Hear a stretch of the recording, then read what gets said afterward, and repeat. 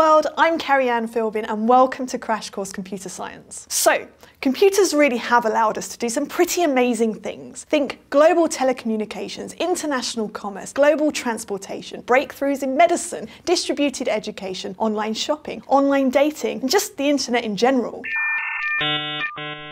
Computers are allowing us to explore our own world and other worlds, and of course, some seemingly mundane things like permitting us to spy on our pets from work or communicating with our friends in a nearly indecipherable stream of emoji. But don't call computers magical. They are not. I repeat, are not magical.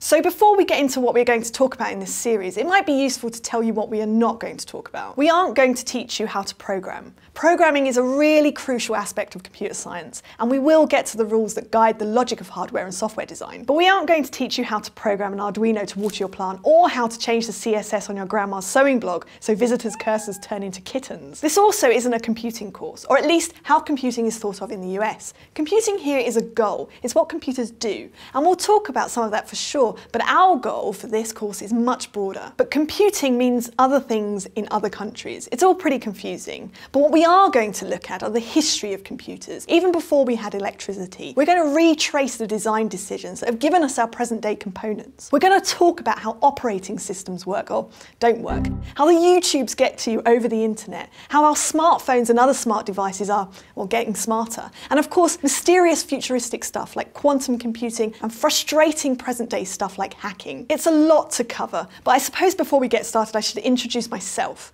I'm Carrie Anne Philbin. Hello! I'm an award-winning computing teacher, author of Adventures in Raspberry Pi, and the creator of a YouTube video series for teenagers called the Geek Girl Diaries, which includes stuff like interviews with women working in technology, computer science-based tutorials, and hands-on digital maker-style projects. In my day job, I help people learn about technology and how to make things with computers as Director of Education for the Raspberry Pi Foundation, which is a charity based in Cambridge in the UK.